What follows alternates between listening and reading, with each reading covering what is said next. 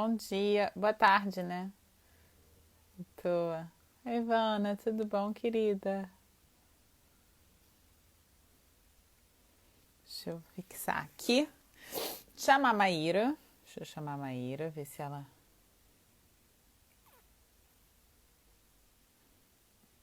Pronto. Bem-vindos ao projeto do Entre Trilhas. Bom dia, Maíra. Boa tarde, na verdade. O projeto do Entre Trilhas é essa conversa entre agentes da arte e para contar um pouquinho do caminho deles. Então, quem não tá lá no grupo de WhatsApp, a gente avisa 15 minutos antes de começar. Eu vou chamar a Maíra, que ela já chegou aqui. Calma aí. Tô achando que é isso. Maíra, tudo bom?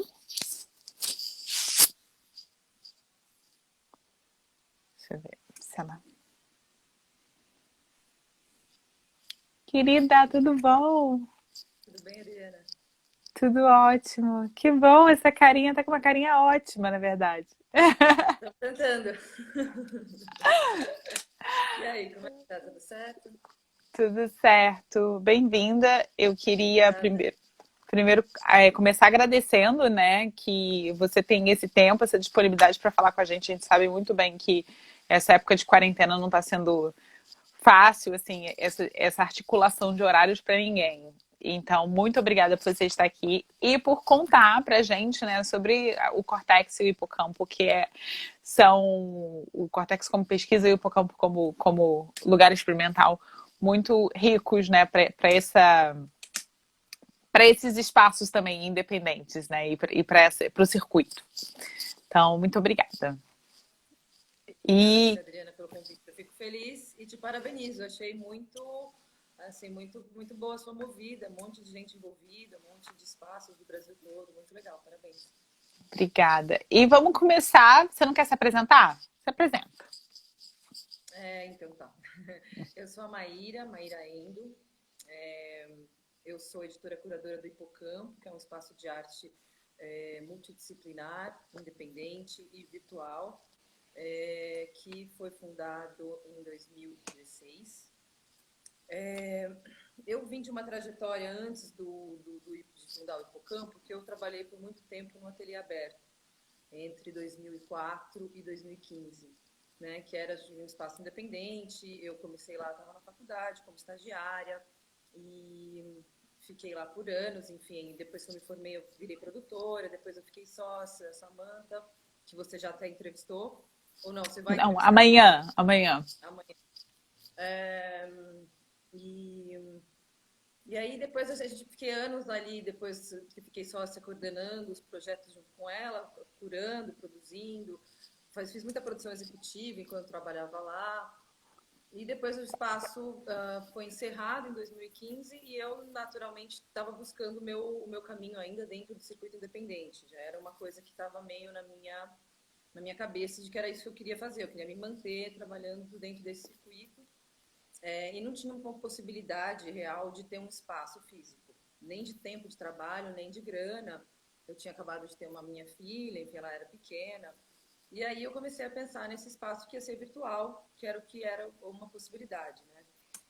E aí comecei a pensar no que eu poderia fazer, enfim, a partir de toda essa rede de trabalho que tinha sido construída já no Ateliê Aberto, muitos artistas, a gente tinha uma programação intensa, a gente fazia projetos fora, a gente, enfim, tinha muito gás, fez muita coisa legal. Então, eu conheci muita gente, me envolvi e tudo. Então, eu tinha esse monte de gente que eu conhecia, que eu tinha vontade de trabalhar, e essa ideia de fazer alguma coisa virtual. E aí, enfim, comecei a pensar em todo esse fetiche que a gente tem pelo inédito, né? Pela coisa nova, enfim, pela novidade, né? Eu acho que é uma coisa que a gente tem. E comecei a pensar nessa coisa, uma coisa que sempre me incomodou muito, era ver o quanto que os trabalhos eles eram produzidos, você depositava às vezes uma super energia, seja a gente como curadora montando uma exposição que não circulava, que ficava só no ateliê e era visto por pouca gente, ou às vezes eram projetos inéditos, desenvolvidos durante residência lá e tal, e que eu não sabia para onde ia, se alguma vez ia circular mais, enfim. Eu acho que existe essa dificuldade, sabe? No trabalho ele é produzido, você concentra uma energia, tem um dinheiro envolvido, e ele circula muito pouco, né? As pessoas querem montar exposições inéditas e tal, ainda tem essa cultura tá muito forte, eu acho, sabe? Então isso sempre me incomodou, então eu comecei, né, enfim, juntando, tive tempo, né, para ficar pensando como é que eu ia fazer, o que eu ia fazer. E aí a ideia foi essa, falei, vou começar a construir um acervo de trabalhos de artistas, em princípio, que fazem parte da minha rede, já de artistas com quem eu já trabalhei, e fui ampliando. E fui ampliando o acervo, fui ampliando o número de colaboradores.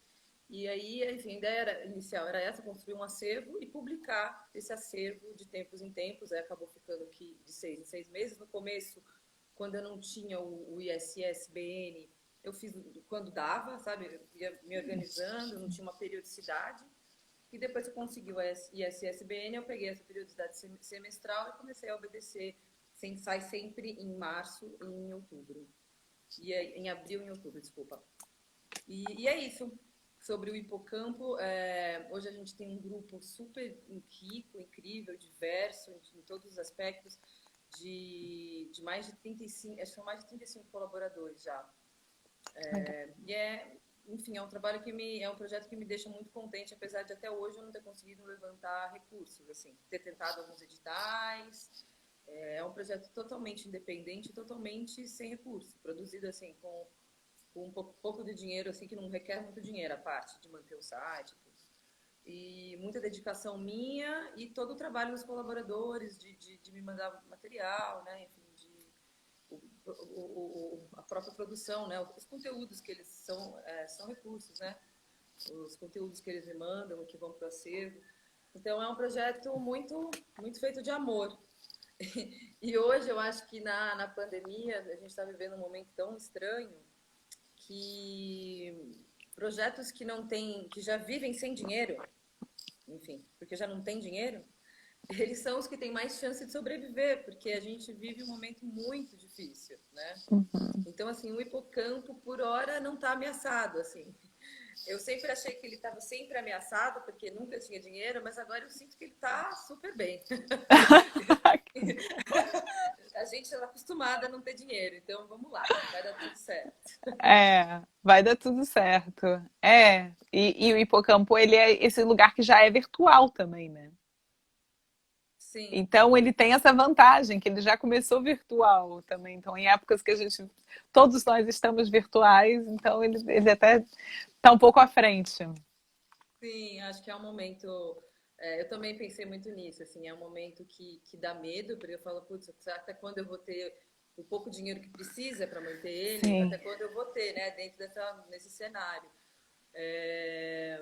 Mas, enfim, vai dar tudo certo. com certeza. Maíra, eu queria falar um pouco porque a gente se conheceu por causa do projeto Cortex, né? Sim, o projeto Então, Cortex é um projeto. Diga-se. não, então eu queria que você falasse um pouco Eu dele, eu contasse um exatamente. pouquinho, tá? Uhum. O projeto Cortex ele surgiu junto assim com o Hipocampo. Eu tinha saído do ateliê e já estava me dedicando, já nos últimos anos do ateliê, a gente estava participando de alguns projetos ligados à gestão de espaços independentes, ao circuito, à criação de redes, enfim, debates. Então a gente estava meio, isso era uma coisa que estava assim, sabe, sendo falada e era um tema que me interessava. Afinal, eu tinha estudado artes visuais, mas eu fui fazer administração já no meio da faculdade de artes visuais porque eu queria trabalhar com produção. Então, é um tema que me interessa, né, a gestão. E aí, assim, participando de uma outra mesa, a gente fez uma residência de gestores pelo Ateliê Aberto junto com o Capacete, que foi muito rica. E aí eu acabei engrenando nessa. Eu falei, eu quero continuar pesquisando a gestão dentro desses espaços. E aí foi quando eu mandei esse projeto Cortex para a Funarte, consegui aprovar no Rede Nacional, e aí eu comecei. Fiz uma primeira fase que tinha como uma meta principal, na verdade, criar uma base de dados que pudesse retratar esse circuito, né? Era um projeto muito ambicioso, hoje eu sei, assim, muito viajei. Eu queria fazer uma base de dados nacional e tal, queria envolver todo mundo.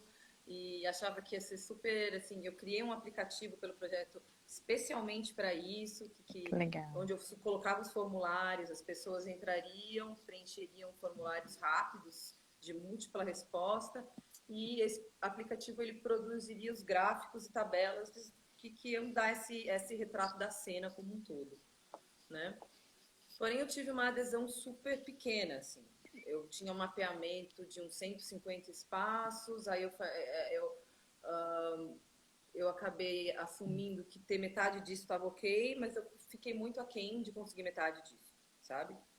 E entendi que tinha um trabalho anterior que tinha que ser feito, inclusive localmente, né, nos circuitos, antes de chegar nisso, né? E aí eu comecei a tomar um outro rumo no projeto, foi um rumo de trazer um mapeamento que já vinha sendo feito há anos para a publicação, né? Já que eu vi que essa base de dados eu não ia conseguir ter um resultado que eu pudesse falar isso é uma base de dados. Então, foi isso. Aí eu comecei a trabalhar, a pegar esse levantamento que eu estava fazendo desde 1930 sobre a auto-organização no campo da arte. E aí eu estou falando do campo das artes visuais mesmo, né? E transformei isso num texto enorme. Não tive orientação, foi super difícil para mim, porque eu não tenho experiência em escrever bastante, em organizar textos e livros. Então foi bem desafiador. Eu não sei se o resultado até hoje ficou muito, ficou realmente o que eu queria, assim, mas eu sei do valor, assim. Eu acho que é um mapeamento muito extenso. Era texto que não acabava mais, assim, tanto que uma parte ficou no livro, que foi impresso, né, e foi distribuído por espaços no Brasil todo. A distribuição desse livro foi muito legal, funcionou muito bem, chegou em muitos lugares. E aí a outra metade da pesquisa ficou no site. Então, de 1930 até os anos 2000, esse levantamento histórico ficou todo no site. Você só encontra lá, no cortex.art.br.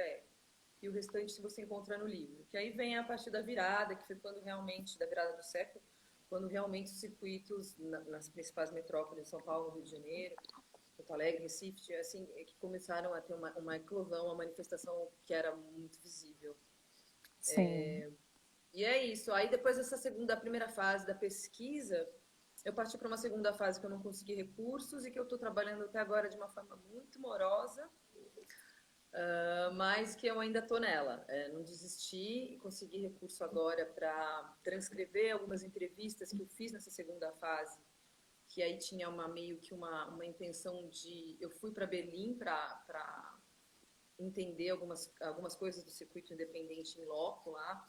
Eu tinha feito muitas pesquisas em casa tal, e entendi que a cena de Berlim era uma cena com quem a gente poderia aprender muito.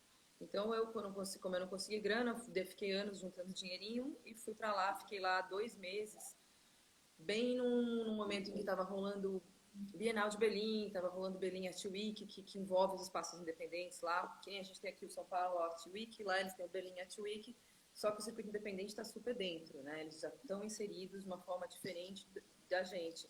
A gente está começando, né? Tem aquele circuito do SP Art, mas ainda bem mais atrás. E aí também peguei lá um festival que eles chamam de Project Space Festival, que é um festival de espaços independentes que dura o mês todo. Então são 30 espaços, um espaço por dia, apresentando uma programação. Legal. É no mês de agosto, acho que agora mudou o mês, mas ainda acontece esse festival. Enfim, fiquei lá e fiz algumas entrevistas com pesquisadoras, com a diretora desse festival, do Project Space Festival, com a diretora da rede de espaços independentes que eles têm lá. E eles têm outros atores coletivos também. Eles têm uma coalizão de todo o circuito cultural independente, que é informado por redes de cada área. Então, a rede das artes visuais, a rede da literatura, a rede do cinema, a rede do teatro. Então, foi muito rica essa visita a Berlim, mas a verdade é que eu ainda não consegui produzir muito resultado. Eu espero agora, no mês que vem, publicar a primeira entrevista. Essa viagem foi em 2018. A primeira entrevista com essa pesquisadora aí, que é a minha principal referência aí de texto sobre o circuito de Berlim, independente. Que É isso, acho legal. que eu falei bastante, falei tudo já, acho. Não, mas é isso. Eu acho que essa pesquisa, ela realmente ela é mais demorada porque esses espaços realmente autogeridos ou auto-organizados, como você mesmo disse, é, o tipo de gestão e as coisas não são muito claras ainda para esses locais, ainda mais quando eles não têm muito tempo, que você vê que termina muito rápido, né? Esses espaços independentes, eles têm um ciclo de vida, às vezes, menores, até por questões de ficar dependendo de editais e de outras fontes de renda, né? Que você disse É, que eu é acho uma... que os que sobrevivem mais, na verdade, eles têm uma fonte de renda diversa e múltipla e estratégias de dependência com uma série de outros atores que é complexa.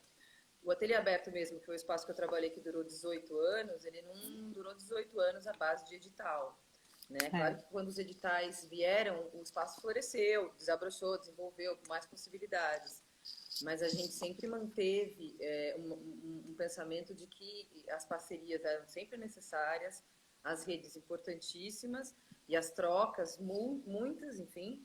E aí a gente buscava financiamento de diversas formas, né? A gente prestava serviço, a gente tentava Lei Rouanet, a gente tentava edital, a gente ia atrás do SESC, a gente buscava artista, cliente que quisesse, enfim, desenvolver projeto.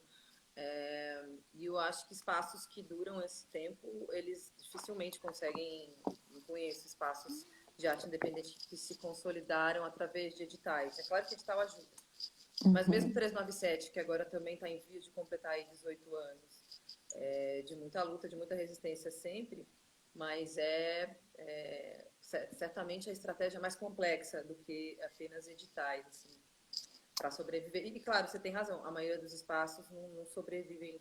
É difícil. Nessa base de dados, eu queria muito ver isso também, né?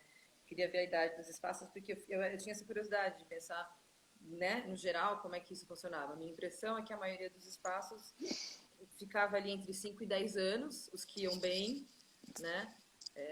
Os que tinham muita dificuldade nem chegavam aos 5 anos, de fato. Então, era só estava falando isso porque para falar um pouco da demora, né? Porque é mais demorada mesmo essa pesquisa. É uma pesquisa, ela é até mais densa, né? Mais imersiva. Então, ela acaba tendo um tempo diferente. Não vou nem falar demorado, mas é um tempo diferente do tempo habitual da vida. É, e pensando no córtex, tá, deixa eu voltar um pouco no córtex. O que que você acha que foi, tipo, o que você descobriu que foi revelador para você, que você não sabia quando entrou na pesquisa e descobriu durante a pesquisa? Ai, com certeza, difícil não falar isso. Com certeza foi a falta de mobilização das pessoas para se envolverem num projeto que daria visibilidade para todo um circuito. Sem dúvida, isso me surpreendeu muito. Claro, eu sabia que era um projeto ambicioso e tal, mas eu fiquei muito aquém do que eu mesma estimava como a pior das estimativas, sabe? E eu corri muito atrás das pessoas. Não foi assim por falta de ligar, de mandar mensagem, de mandar e-mail, de falar, de estender prazo 500 vezes, sabe? Isso me intrigou muito na época. E ainda me intriga. E eu estou agora num momento de tentar uma nova articulação agora com um parceiro, com o Giovanni, que você até entrevistou já.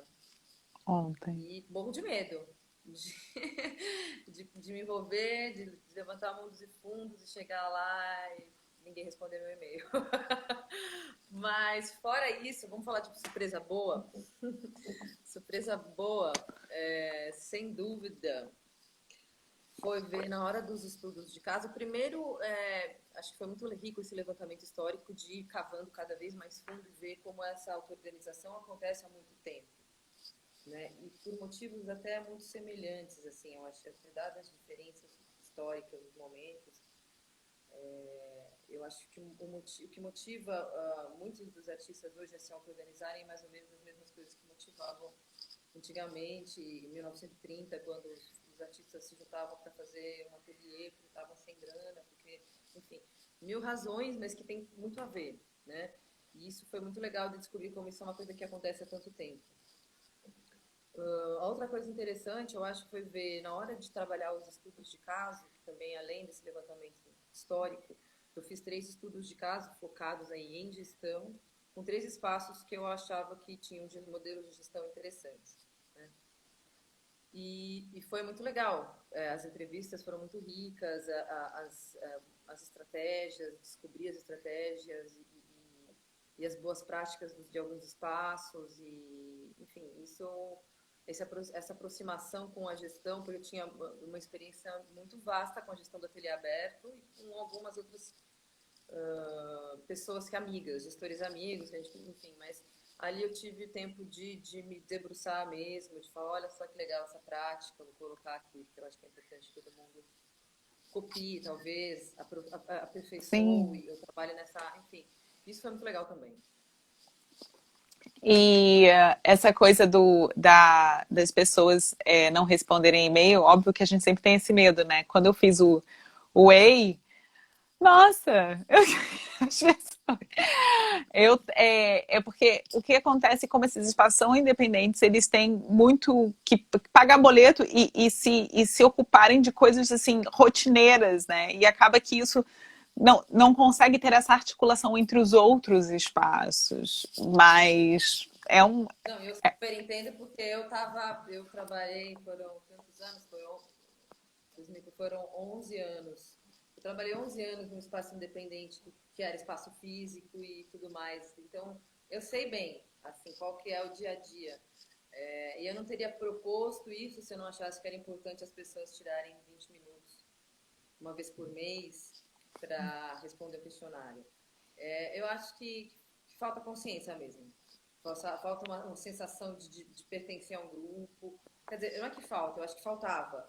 Eu acho que a gente vive um momento em que a gente precisa. Isso está ficando cada vez mais claro. De que a gente pertence a um grupo, de que a gente precisa se ajudar, de que a gente precisa formar uma rede. É claro que é uma situação drástica que a gente chegou para a gente cair, mas é assim, né? É assim.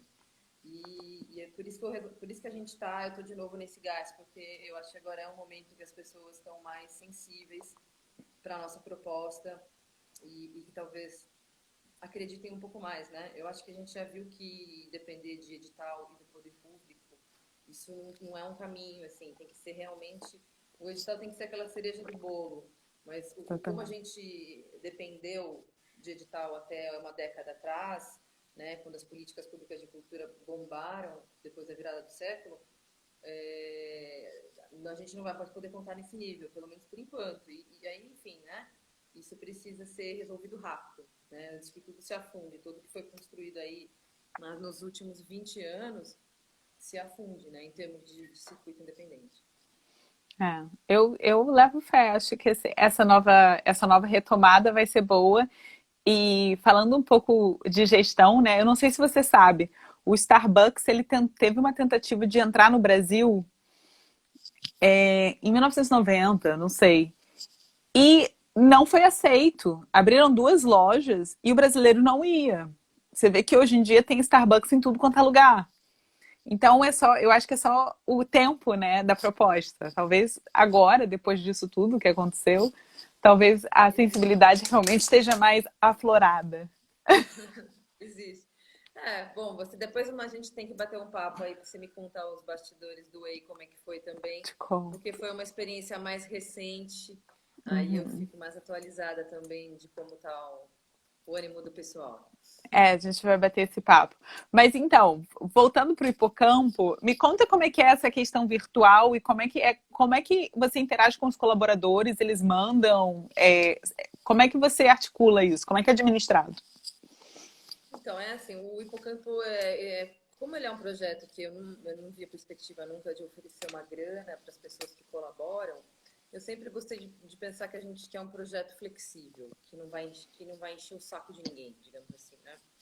Então, desde o começo, a proposta é de receber conteúdos a qualquer momento do ano. Estou aberta para você receber quando for. Não tem um prazo. A cada edição eu vou olhar o que eu tenho no acervo e vou trabalhar sobre o acervo, né? Mas eu não coloco um prazo, né? Então a pessoa pode me mandar realmente conteúdo quando ela quiser, que se quiser conversar sobre os conteúdos, sobre ideias, eu estou disponível a qualquer momento do ano. Claro que tem Sim. as partes dos momentos e tal, mas assim, é isso. Eu não fico no pé de ninguém. E às vezes, vira e mexe, eu né, penso num trabalho de alguém e falo, ai, aquele trabalho, você não tá a fim de colocar ele no acervo, tá? Não tinha lembrado antes. Porque a conversa vai muito assim. Às vezes eu chego pro artista e tenho já algumas ideias que eu gostaria de trazer pro acervo. E aí a gente conversa, ele concorda ou discorda e tal. E por vezes o artista me traz essa proposta, né? Ah, não, eu quero colocar isso, já pensei nisso, quero fazer assim, enfim.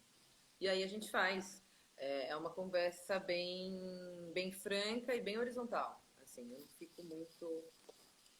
A não ser no momento que eu estou editando, que aí eu estou sozinha editando, e ainda assim eu convido os colaboradores a editarem comigo. Isso nunca aconteceu. Uma coisa curiosa, eu achei que em algum momento alguém ia se manifestar, porque é uma coisa que eu coloco, ó, e quem quiser, tiver afim aí de editar um número comigo, sou super afim, vamos fazer alguma coisa junto e tal. Mas, enfim, acho que já é bastante trabalho, enfim, a vida e estar no Pipocampo como colaborador. E aí tudo eu faço sozinha, tranquila. Mas é um trabalho que eu gostaria de dividir também com os colaboradores em algum momento. Tipo, Ah, não fazer edição, de repente, um número, um colaborador que faça. Eu ficaria feliz se acontecesse isso. um editar o outro, né? Isso é legal, é tipo um dominó. Não, editar a revista toda. Ela vai fazer, ele vai ser o editor de uma edição. Então ele vai trabalhar em cima do acervo todo como eu, só que não vai ser eu. Enfim, eu acho que eu não me vejo como a única pessoa que pode colocar essa visão sobre o acervo. Eu sou quem propõe o projeto, quem organiza e tudo, quem faz ele acontecer, mas eu acho que essa visão ela não precisa ser só minha sobre o acervo. É que eu ainda não encontrei os caminhos para que essa visão se diversifique, mas vai acontecendo aos poucos. É, a gente vai achando novos caminhos, é só fazendo, né, que a gente vai achando esses caminhos. Ah, é. E eu faço, é um trabalho tão gostoso de fazer, de verdade. Feliz. E quais são os benefícios e malefícios de ter esse espaço virtual, essa editora, o Hipocampo, fazer essas edições?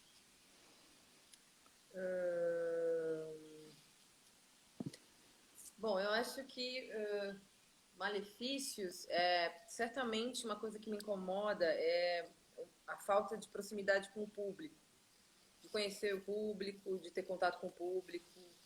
Porque, assim, mesmo, por exemplo, aqui, a gente está numa rede social, né? A gente consegue saber quantas pessoas estão assistindo a gente consegue até saber quem está assistindo a gente.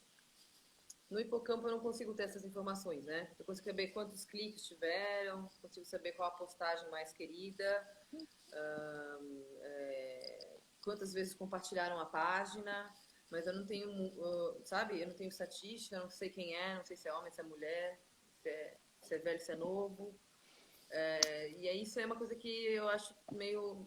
não consegui ainda entender como superar, sabe? Porque falta um contato físico, não só com o público, com a audiência leitora, a espectadora do Hipocampo, mas com os próprios colaboradores, né?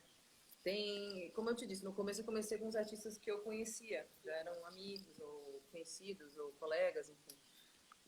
E depois eu fui partindo para outros artistas. Então, por exemplo, eu tenho um colaborador ali que eu nunca vi, né? A gente troca e-mail, tal, né? Acontece, conversa, tal, às vezes, mas eu nunca vi a pessoa, a gente nunca... Então, essa coisa do virtual, eu que não sou uma pessoa, veja bem, não sou uma pessoa das redes sociais, não sou uma pessoa que vive colada no celular, né? Então, isso para mim foi muito, como eu te contei, né? Foi como dava para ser na época. E tá longe de ser para mim o ideal, porque eu gosto muito do contato físico, gosto muito de montar exposição mesmo, enfim, de estar envolvida com as pessoas, de tomar café, tomar cerveja depois, enfim. Então, isso para mim, com certeza, é uma parte que fica faltando ali, esse contato físico, de ideias e mais aproximado, né? Agora, benefícios, esse talvez, acho que eu já te contei o maior de todos, assim, eu preciso de muito pouco para manter ele rodando, né? Eu preciso, assim, da minha vontade, do meu tempo, e sei lá, talvez de uns R$ 600 por ano. Então, assim, essa parte é a parte, sem dúvida, que me deixa confiante. Eu acho que eu não fico né? Quem tem um espaço físico sabe que às vezes você fica numa coisa né? O planejamento não vai muito para frente, você não consegue. Então você fica meio numa corda bamba. Esse estressinho, eu não tenho saudade. Esse estresse eu também não tenho saudade, não. Qual conta que paga agora? Isso eu não tenho saudade, não. Mas, não, e tem uma certa, assim, por mais que a gente não tenha contato direto com as pessoas e tudo, esse espaço virtual, que ele pode ter, né, um certo contato, ele tem um alcance maior também. Então, apesar de você não saber quem está lendo, você sabe que você pode ser alcançado por bom, quem fala em português, né? Porque Hipocampo é em português. Então, quem está em Berlim e está lendo em português, ou, sei lá, na China. Então, você tem esse outro alcance, né? Que pelo menos a gente imagina que quando as pessoas leem, elas estão se interessando e reverberando aquilo, né? Então. Sim. Não, isso é muito legal, claro. E a coisa também de ter. Eu tenho colaboradores de todo o Brasil e faço muita questão disso. Acho que é uma coisa que eu poderia ter mencionado também. De fato, assim, eu posso trabalhar com artistas do Brasil todo, quiçá do mundo, né? Enfim, não tem esse limite porque a gente não vai se encontrar, não vai ter que ter passagem aérea, não vai ter que ter nada, né? Então, eu posso trabalhar com... e essa diversidade me interessa muito. Eu acho que aí quando você está na internet, você tem esse eixo que é o eixo do todo, né? Assim, você não estou saindo só do eixo Rio-São Paulo, eu estou saindo de todos os eixos, estou criando, enfim, criando a possibilidade de ter novos eixos, de ter enfim, trazer gente de onde for. E é isso que você falou, quando você vai envolvendo artistas e colaboradores de lugares diferentes, provavelmente eu vou traindo públicos também de lugares diferentes a partir desses colaboradores, né? Mas foi o que eu te falei, eu não sei quem não sei quem são, não sei se tem mesmo alguém lá em Berlim acessando, não, entendeu? Existe de fato essa possibilidade, mas eu não sei, né? Isso é uma coisa que tem me intrigado muito, assim. Eu tenho pensado muito como a rede social, ela vai ter sempre essa potência máxima sobre o que é um site, por exemplo, por conta de toda essa possibilidade de interação, de comunicação, né? Enfim. E por isso que eu acho que o perfil do Instagram é uma coisa assim, se tem uma coisa que eu gosto, que eu quero trabalhar agora, e você como ainda muito bem, tenho alguns planos para a próxima edição, mas em conseguir ampliar meus seguidores no Instagram, né? Porque ali pelo Instagram existe uma possibilidade de interação com o público real, né? Eu consigo ver quem está ali, quem está curtindo minha postagem, quem está falando que foi legal, que gostou da revista. Então, essa conexão, essa proximidade entre o site, a plataforma virtual site e a sua rede social, para o contato com o público, é essencial, né? Eu estou descobrindo isso e buscando agora o caminho para juntar as coisas de uma forma mais legal, né? Porque eu acho que eu ainda tenho mais acessos pelo site do que seguidores ali, do que pelo Instagram mesmo, do que acessam pelo site pelo Instagram, sabe? Por ser um conteúdo mais denso, né? Eu imagino que o site, óbvio que ele dê mais conta disso, né? A pessoa, ela não lê na rede social, assim, pelo menos essas redes que a gente acessa. Até o Twitter, que seria mais informativo, tem um mínimo de caracteres, né? Então, quando eu falo rede social, eu falo em todas, né? TikTok, Instagram, Facebook, WhatsApp. Então, quando você vai para o site, é realmente que você quer ler, né? E ter uma densidade maior. E eu imagino que o hipocampo ele ainda tem essa densidade. Então, talvez trazer pílulas para a rede social e interagir, e aí, a partir disso, ver quais são as ligações da rede com o site, talvez seja muito mais interessante, com certeza. Mas eu tenho certeza que você vai conseguir resolver isso muito Não, bem. eu acabei meio de me dar conta um pouco do quanto que é importante eu me dedicar ao Instagram e tudo mais. Então agora eu vou com mais força. Na próxima edição eu quero lançar umas peças de divulgação específicas para o Instagram. Convoquei aí os colaboradores para me darem uma força na divulgação e aí eu vou começar a mandar essas peças, coisa que eu nunca tinha feito, sabe?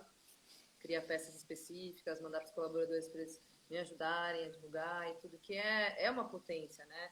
Se você pensar que são 35 pessoas que, se elas compartilharem isso chega numa rede muito grande, né?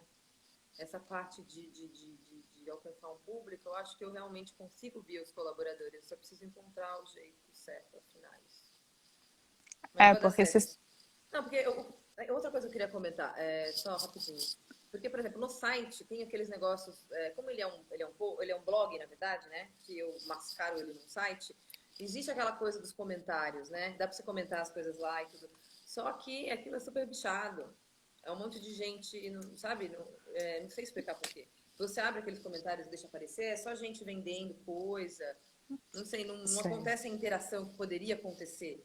Bom, o blog falhou, a gente sabe, né? Eles foram superados pelas redes sociais. É isso. É. Mas, enfim, eu ainda acho que falta aí essa... Alguém ainda vai fazer isso, tem tanto. E Essa junção aí. mas, assim, 35 artistas, se cada um fala, tipo, pelo menos com 10 pessoas, já são 350 pessoas, né? Assim, não que a gente tem muito mais potência do que isso. Mas Sim, realmente. não, acho que foi. Eu acho que eu tava comendo mosca mesmo. Não, era outro tempo só. A gente faz com o que a gente pode e na medida que a gente pode. Então, na época, também as redes sociais, de um tempo para cá, a gente sabe que a gente trabalha com arte, mas de um tempo para cá veio esse boom das redes sociais. Assim, né? A gente não botava, artista não botava nem obra nas redes sociais, você lembra? Com medo de plágio. Então, assim, é pouco tempo, né? Vou falar que vou nascer, acho que de uns 3, 4 anos para cá que começou realmente as redes sociais a terem um peso maior e agora na pandemia muito mais. Mas, vamos lá. Então, como é que você vê o hipocampo na cena atual?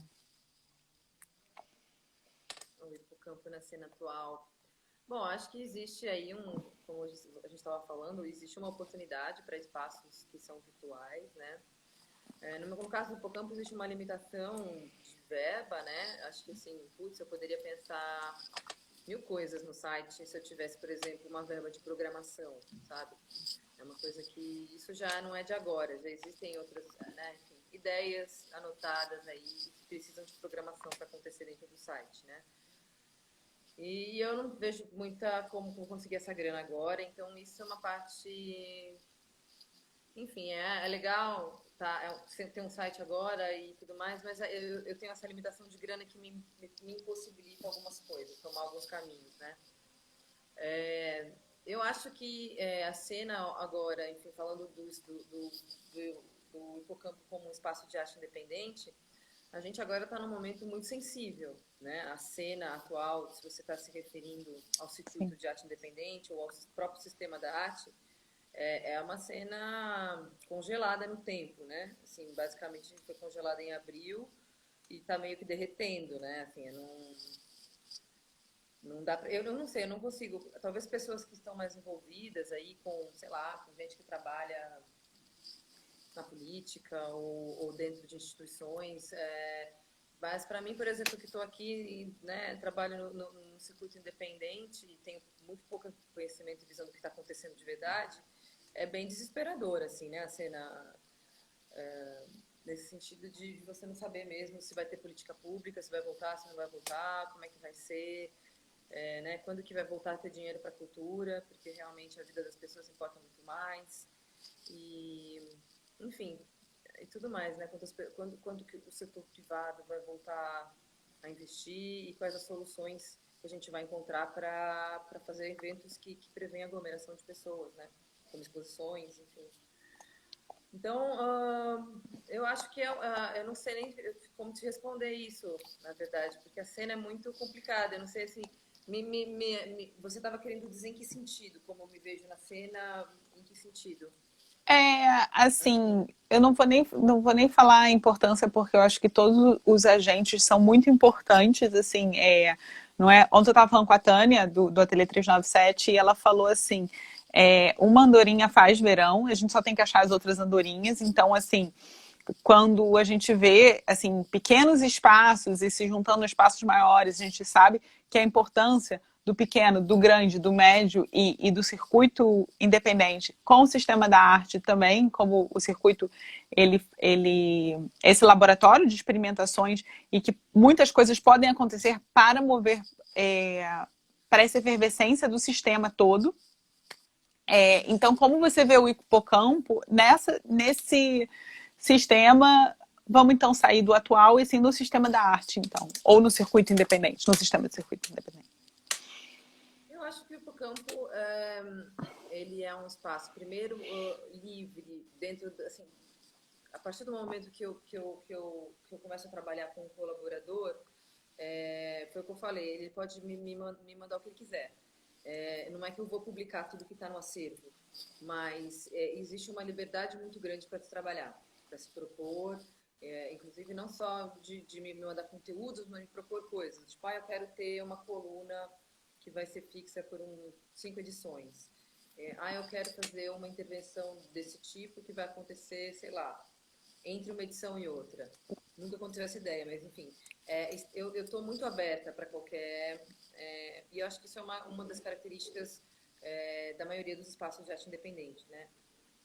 Então, eu acho que eu vejo o hipocampo como esse lugar de liberdade, como esse lugar em que você precisa de disposição e de tempo e de outras coisas pagando suas contas, porque não é trabalhar no hipocampo que vai te ajudar a pagar suas contas, infelizmente. Então, eu acho que existe essa relação um pouco pesada, um pouco hierarquizada entre o espaço e quem estiver colaborando junto.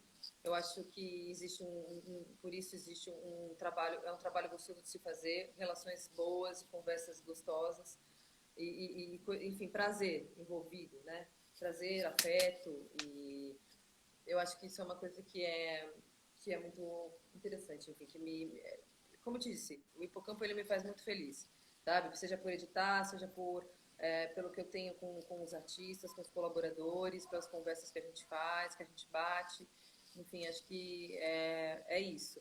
E o que a gente pode oferecer para o sistema da arte enfim, edições que tem muito pouco, digamos, a identidade da curadora ou uma proposta curatorial ou temas específicos, e que eu trabalho muito em cima do que está lá no acervo, né, do trabalho dos artistas. Então,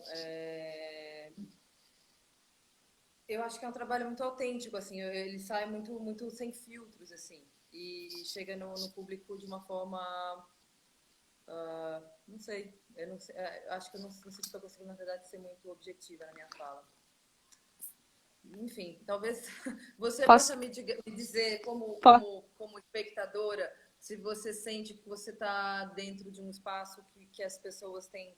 Porque eu acho que é isso, que as pessoas têm liberdade para apresentarem o que elas querem, da forma como elas querem, e que você tem um conteúdo diverso, transdisciplinar, né? Que você tem ali um vídeo de artista, você tem um texto de artista, você tem um texto de pesquisador, você tem psicólogo, você tem jornalista. Eu acho que essa visão transdisciplinar é uma visão muito rica também, né? Que você não está nem vendo uma exposição, nem vendo uma revista, né? Você está vendo ali o que é a linha de corte, né? É o que cabe, o que pode ser publicado dentro de um site. Por exemplo, eu não tenho vontade de publicar pinturas, fotos de pinturas, mas, por exemplo, fotos de desenhos eu já acho que faz sentido. Então, desenho, sabe? Então, assim, é o que fica bem dentro da plataforma. Então, como tem muita coisa, desde áudio, texto, livro de artista, publicação, muita coisa pode ser bem fruída pelo site, né?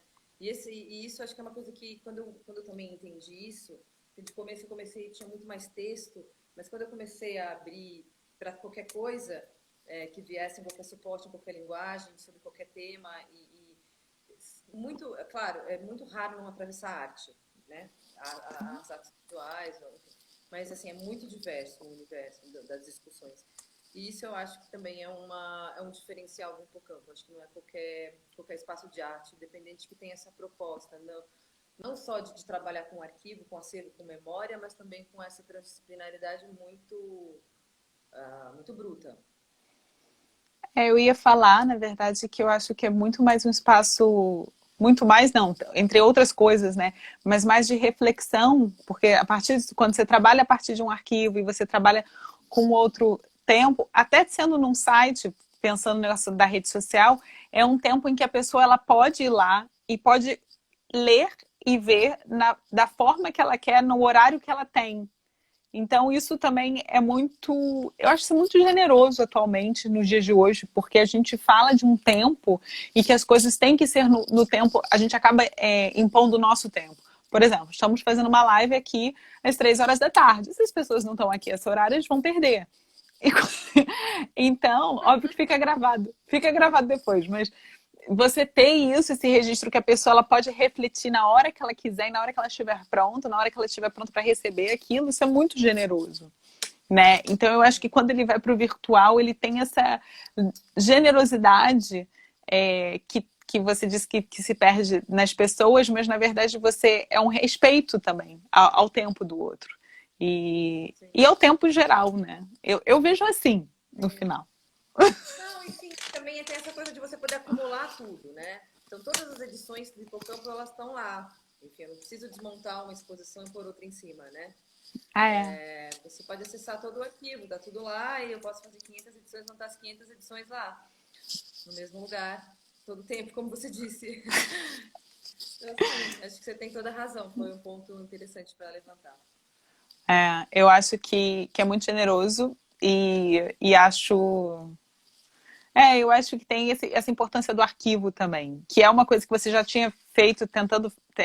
Feito no Cortex, né? Você falou, acho que não foi bem sucedido, acho que foi super bem sucedido e acho que tem muita importância para todo o circuito.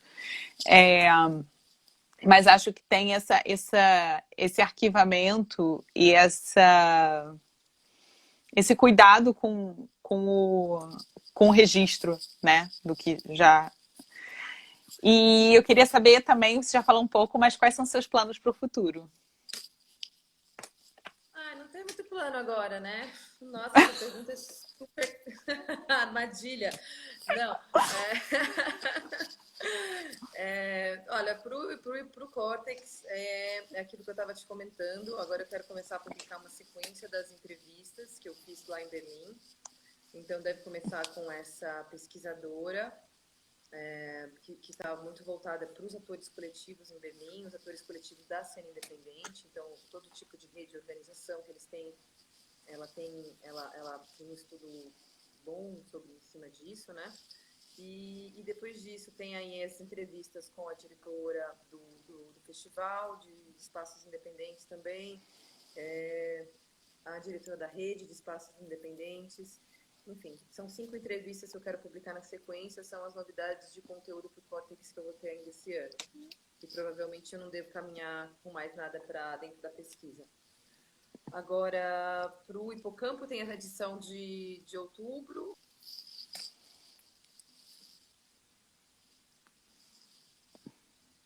Essa relação com as redes, que já é para mim bastante plano.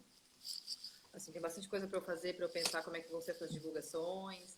O povo falou, não, manda também uma divulgação para mandar por e-mail, e eu tenho que pensar essas questões, ver como é que eu vou fazer enfim, essa ponte aí, né? Essas pílulas que eu acho que eu já meio que já faço, que você mencionou, eu posso trabalhar melhor, os textos, né? Enfim, conversar com o pessoal também, eu acho que ver se eu consigo conversar com os amigos super das redes, pegar umas dicas, porque acho que agora o plano para o Hipocampo é esse, assim, ampliar os acessos, né?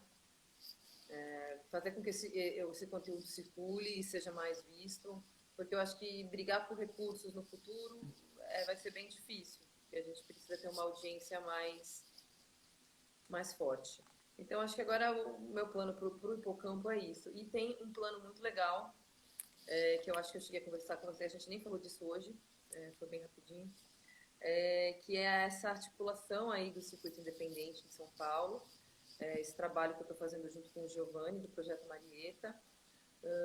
A gente fez esse projeto, que é um projeto de implantação de uma coalizão do Circuito Cultural Auto-Organizado de São Paulo. A gente elaborou um projeto assim, bem denso e bem detalhado para o Rumos, que não saiu o resultado ainda e não tem previsão de sair. Mas é um projeto muito bom que a gente resolveu que ia começar a fazer independente do Rumos, né? Então, a gente está começando, a gente acabou de fazer agora as adaptações do projeto para fazer sem rumos, né?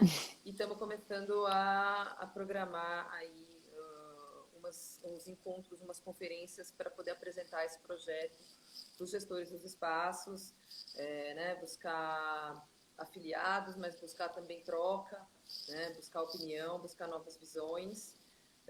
E isso é um plano que me estimula, assim, que me deixa otimista, porque foi o que eu te falei, eu acho que se não for agora, não sei se vai ter outra hora melhor para as pessoas se juntarem e trabalharem juntas e desenvolverem todos os sensos comunitários e coletivos que acho que a nova realidade requer, né? E trabalhar junto e tudo mais. Então é isso, acho que esse plano para o futuro talvez seja, na verdade, o mais legal, né? Se a gente conseguir todo mundo realmente se envolver e a gente se dedicou muito a trabalhar uma metodologia que não deixasse ninguém cansado, sabe? Que ninguém se sentisse perdendo tempo. Eu acho que isso é importante, né? Nessas reuniões de grandes grupos, assembleias, muita gente, né? Ter uma metodologia que seja horizontal, democrática e tudo mais, mas que também seja eficiente. Então, a gente tem trabalhado muito nisso, perdemos muito tempo pensando nessa coisa da metodologia, ou ganhamos muito tempo, né, no futuro. E logo acho que esse é o plano para o futuro mais legal. Em breve a gente conversa mais sobre isso. A gente deve... Estamos montando aí essa apresentaçãozinha para poder fazer as conferências. E aí, em breve, a gente fala sobre isso. Tá bom? Com certeza, falamos. Maíra, eu queria muito te agradecer, né? Que bom. Eu sei que, né, hoje não foi fácil para você estar aqui, então eu queria muito agradecer, assim, duplamente por você estar aqui com essa cara ótima e falando desses projetos lindos. Muito Obrigada. obrigada. Obrigada. E Obrigada nos vemos. mesmo. Eu fico feliz de participar. Foi legal. Que Foi bom. gostoso. Nos falamos em breve, né? Lógico. Sim, vamos sim. Vamos sim. Eu acho que a gente tem que se falar cada vez mais. Sim. Um Tá beijo. bom? Obrigada. Um beijo. Tchau, tchau. Obrigada.